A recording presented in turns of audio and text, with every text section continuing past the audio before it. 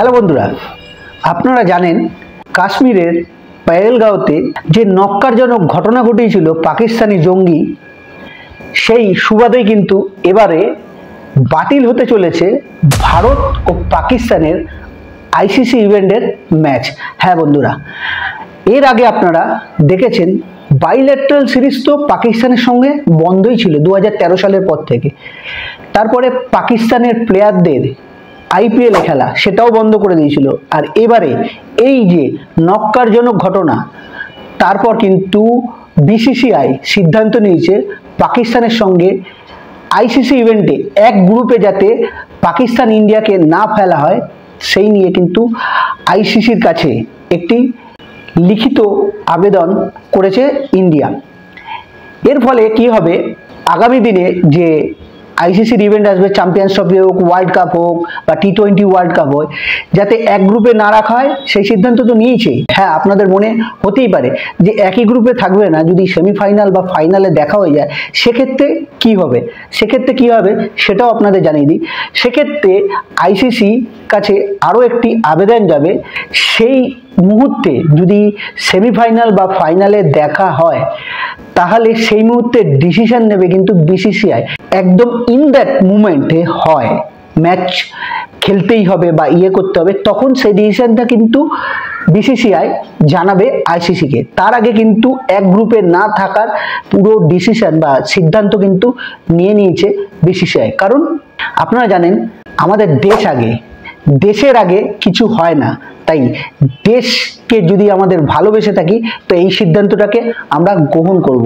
আর এই সিদ্ধান্তটা আপনাদের কেমন লাগলো কমেন্টে কিন্তু অবশ্যই বলবেন। আরও একটি সিদ্ধান্ত নেওয়া হয়েছে। কোন সিদ্ধান্ত? আপনারা জানেন যে পাকিস্তানের প্লেয়ার হোক বা ইন্ডিয়ান প্লেয়ার হোক, কিছু প্লেয়ারদের মধ্যে ভালো সম্পর্ক আছে, আগেও দেখেছি এখনও দেখছি। সৌরভ গাঙ্গুলি বলুন, ওয়াসিম আকরাম বলুন, ইমরুল হক বলুন, সবার সঙ্গে ভালো সম্পর্ক।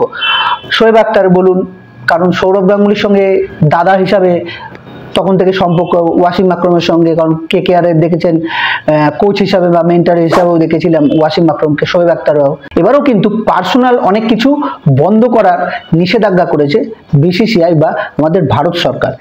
যেমন বিরাট কোহলি খুশি হয়ে ব্যাট উপহার দিয়েছিল, বাবার আজমকে জার্সি দিয়েছিল, অনেক প্লেয়ারকে বিরাট কোহলি অনেক কিছু দিয়ে থাকে, সেই সবের উপরেও স্থগিত বলেছে ভারত সরকার। কারণ যারা আমাদের দেশের সাধারণ নাগরিককে এইভাবে গুলি করে মেরেছে তাদের সঙ্গে আর যা হোক ভালো সম্পর্ক রাখাটা আমরা মনে করি ঠিক না। ভারতবাসী হিসাবে আমি তো মনে করি, আপনারা কি মনে করেন অবশ্যই কমেন্টে বলবেন।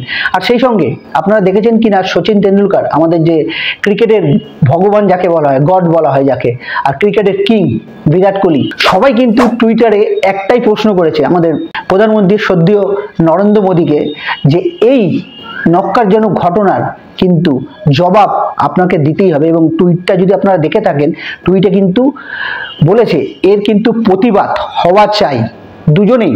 তাই যখন এত বড় আমাদের ক্রিকেটের ভগবান এবং ক্রিকেটের এখন বলা যায় কিং, তারাই যদি এই সিদ্ধান্ত নিতে পারে তা আমি কেন নিতে পারবো না। আর বিসিসিআই তো এই সিদ্ধান্তটা নিয়ে আমিও তো বলবো একদম ঠিক করেছে। কারণ আমাদের দেশের থেকে তো বড় কিছু হয় না, তাই দেশকে যারা অপমান করবে বা দেশের উপর যারা কালি ছুড়বে তাদের সঙ্গে আর যাই হোক ভালো সম্পর্ক তো রাখাই যায় না। এই কমেন্টটা করতে অবশ্যই ভুলবেন না যে এই যে সিদ্ধান্তটা নিয়েছে বিসিসিআই, আপনাদের কেমন লাগলো এই সিদ্ধান্তটা? পাকিস্তানের সঙ্গে কি আইসিসি ইভেন্টও খেলা উচিত?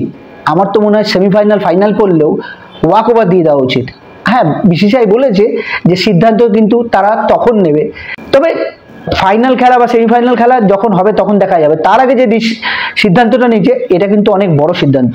তাই বন্ধুরা, এই ভিডিওটা কেমন লাগলো অবশ্যই বলবেন। আর কমেন্টে পাকিস্তানের এই নক্কারজনক ঘটনার জন্য আপনারা কি বলছেন অবশ্যই বলবেন। ততক্ষণ ভালো থাকবেন, সুস্থ থাকবেন। সুস্থ কি করে থাকবেন, কোথায় কি হবে কিছুই বলা যাচ্ছে না, কোথায় কি লুকিয়ে রয়েছে কোন জঙ্গি।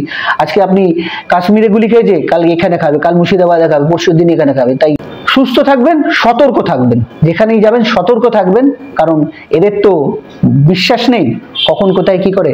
দেখলেন তো, জিজ্ঞেস করেছে, খালি নাম জিজ্ঞেস করেছে, হিন্দু হোক মেরে দিয়েছে। তাই সতর্ক থাকুন আর ভিডিও দেখবেন, আইপিএল দেখবেন, সুস্থ থাকবেন, ঘরে থাকবেন, বাচ্চাদেরকে নিয়ে ভালো থাকবেন।